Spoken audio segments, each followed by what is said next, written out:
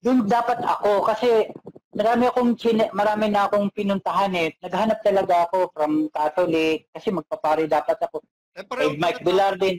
Din ako. Anong congregation ka? Anong order ka dapat?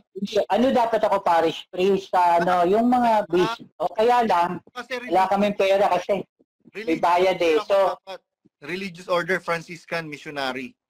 Tapos ako sa Vincentian dapat kasi sa Vincentian yun yung pinapadala sa mga baryo-baryo. Yung sabi nga ni Bradley, mas bilib pa ako sa mga missionary priest kasi pinapadala kaysa dyan sa mga pura paroko na nakaupo lang. So anyway, so pati kay Mike Velarde, pati dyan kay Almeida, yung Dearest Jesus, nagaganon din ako to. Ang dami ko. Oh, Jesus Miracle Crusade. Pati kay Buloy, nagpadala pa ako ng ng pera online. Dati may bangko na PCI Bank. Hindi ko alam kung inabot mo pa kasi mas matanda ako sa'yo. PCI Bank pa noon. Pinaplas yan sa street. Halata namang mas matanda ka sa akin. Nagpapadala ako doon. Ngayon, mayroong samahan talaga, tol. Doon ako nabuksan ng isip ko. Kaya lang, bata ka MCGI, namangha ako kay Brad Ellis sa mga hiwag at saka sa debate. Yes. Yun talaga debate. Tapos, naging kampante ng loob kung di na ako magbabasa ng Biblia kasi may mga ngaral ako na kahit di ako magbasa, reliable. Ganun nangyari sa akin. Yun yung naging thought natin, reliable. Yung mali ko, mali yun. O ngayon, balik tayo doon. Si Brad Rodel, mababa kalooban yan. KNP, para sa akin din. Ngayon, kaya naman ako hindi... Ako din, for me, si Brad Rodel. Kaya nga... Brad Rodel. During my latter days of being a member of MCGI, namimili na ako ng mananalangin. Pagka si Brad Rodel...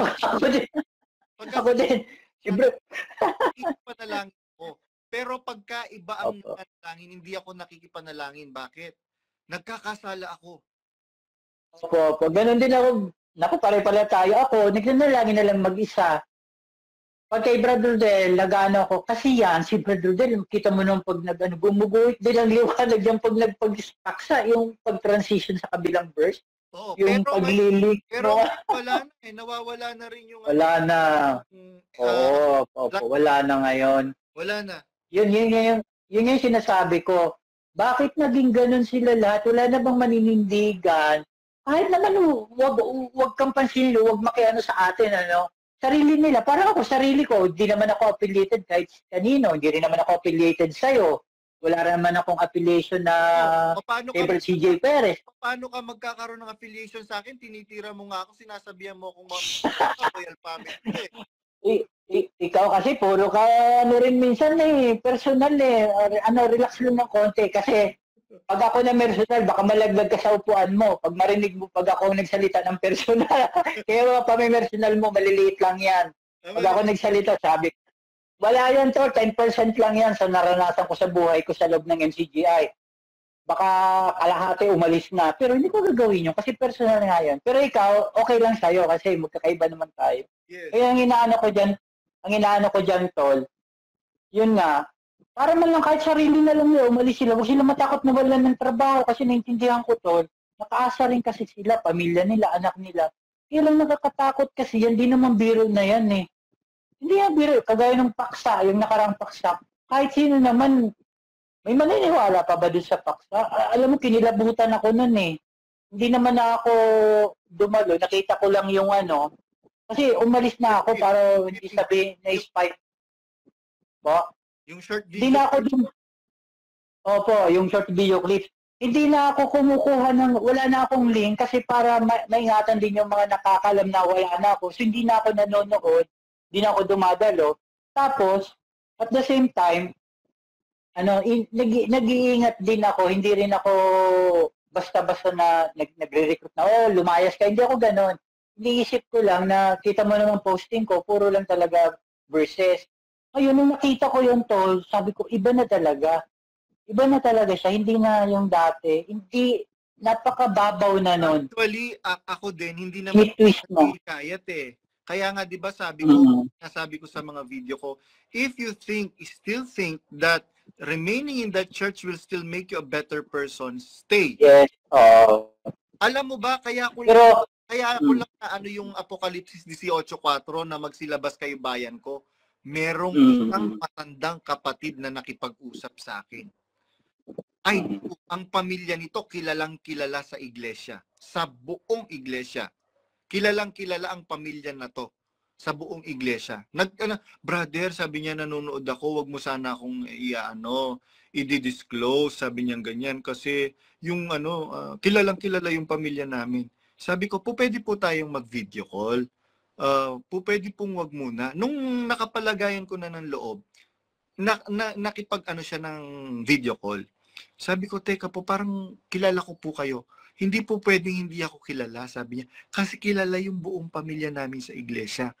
Pamangkin ako ni, sabi niya ganyan. Tapos KNC kami, noong kasabayan ko si, sabi niya ganyan. KNC kami during the time ng nagkaroon ng transition between kapatid na Perez. Ganun po ba? Sabi kong ganyan.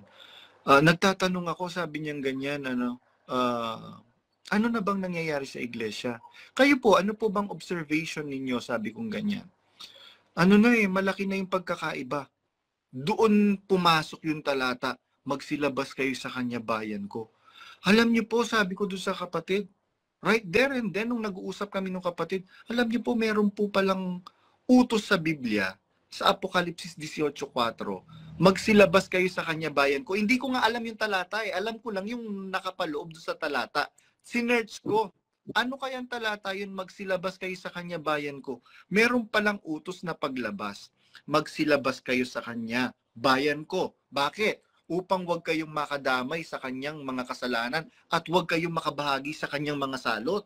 Meron palang malaking danger na nagbabadya kung mananatili. Kasi pag masama, ang sabi ng Biblia, cleave onto which is good. Makisanib kayo sa mabuti. Layuan ninyo ang anyo ng masama. Anyo pala kailangan ng layuan eh. Biruin mo, hindi ba anyo ng masama? Yung merong Area 52, nagsisinungaling ka? Anyo ng masama yun eh. Kaya nga, di ba, inahamon na itong impaktong Daniel-rason na to eh. Sabi ko, gamitin mo ng buong Biblia, isang talata lang ang gagamitin ko. 1:8:44. Partida pa yun ha. Sinasabi ko na kung anong gagamitin kong talata. Pwede ka na ngayon mag-research.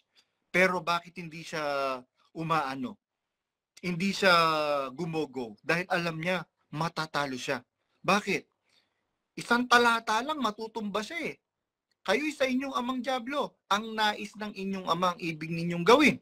Ano bang hinais ng ama niya? Ng ama nila? Siya isang mamamatay tao buhat pa ng una.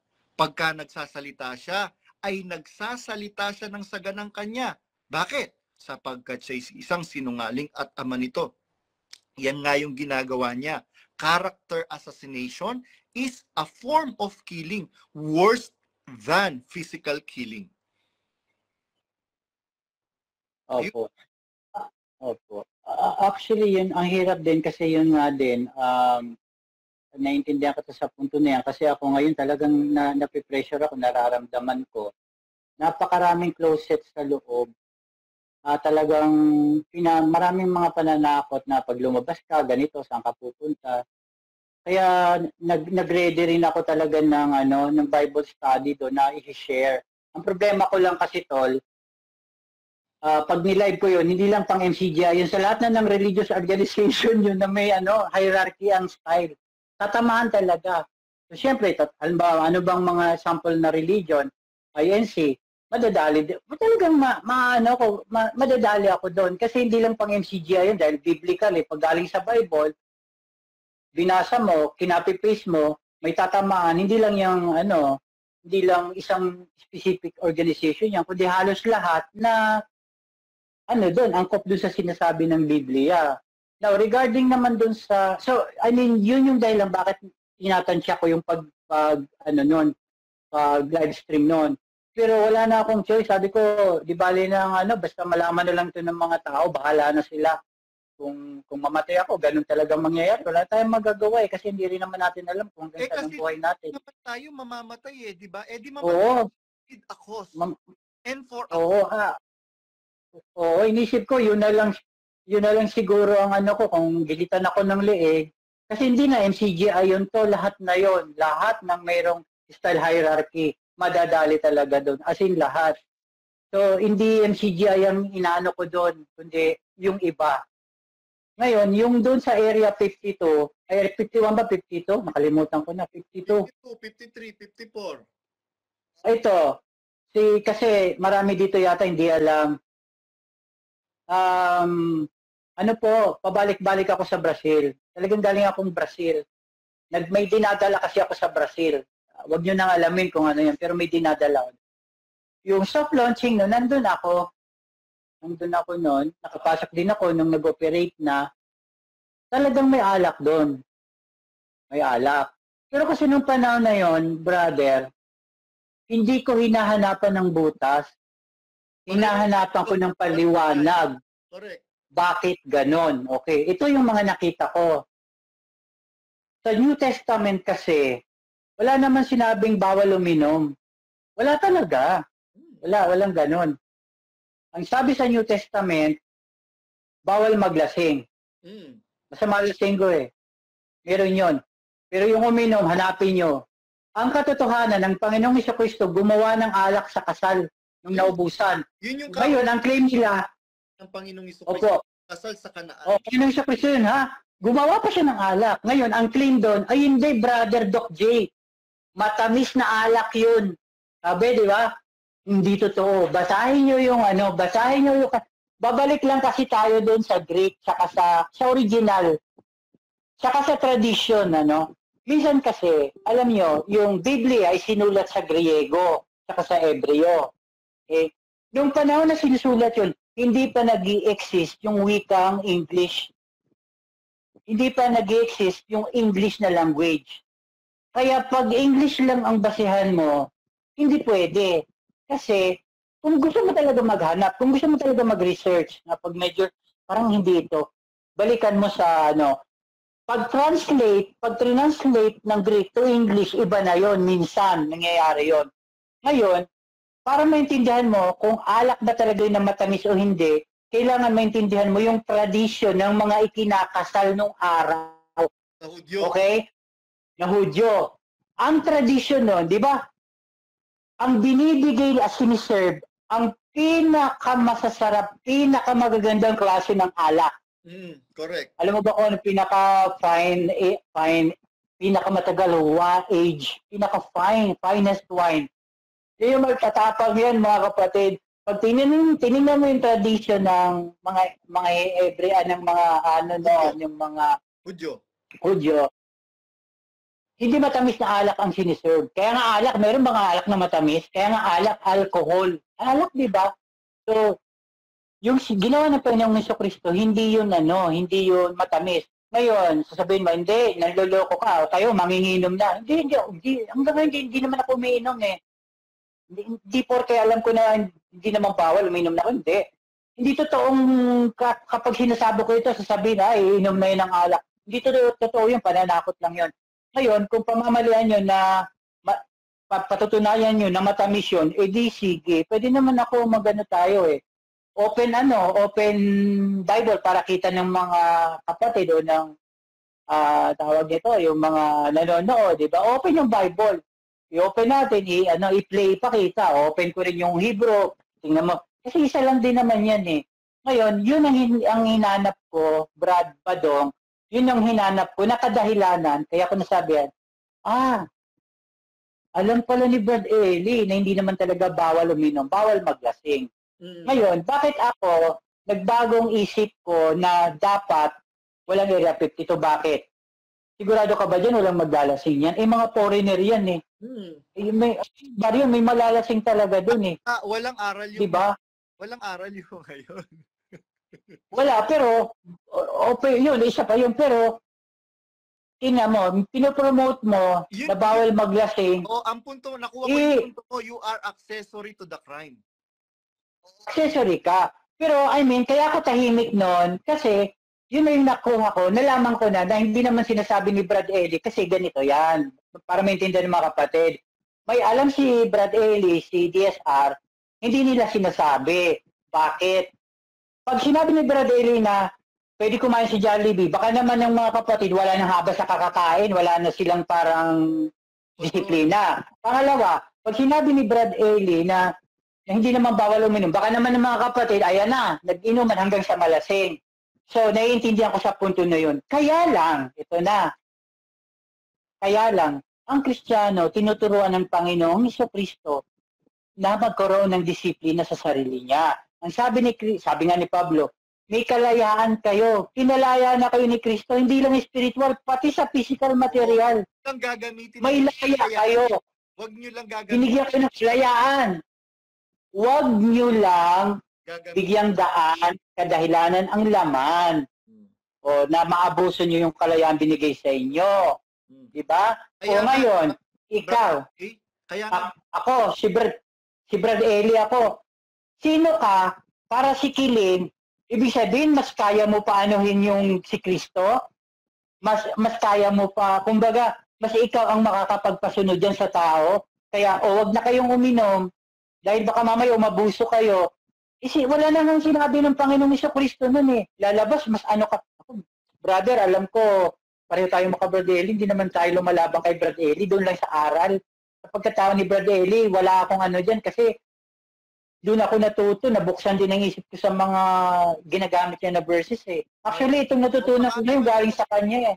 Nakahanda ka na bang i-bash na ito, isa pa itong itong Doc J na panot na to na maka-protect to?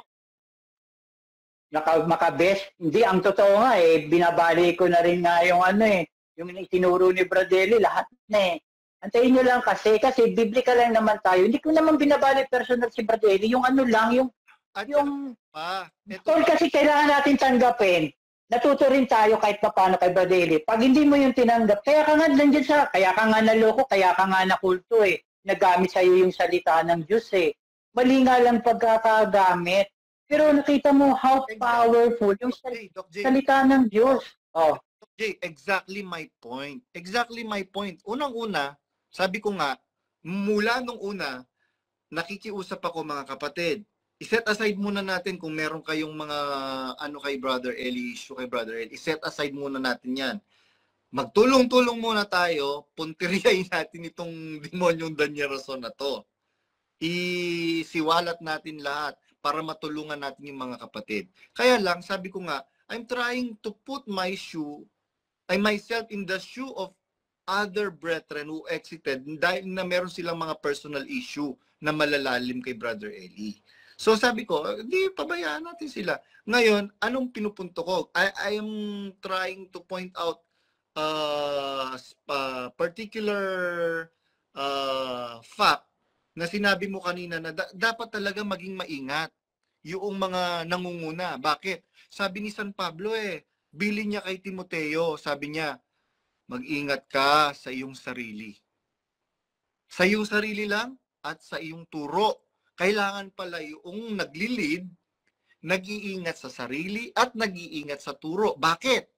Sapagkat sa paggawa mo nito, ang iyo ring sarili ang ililigtas mo, pati ng mga nagsisipakinig sa'yo.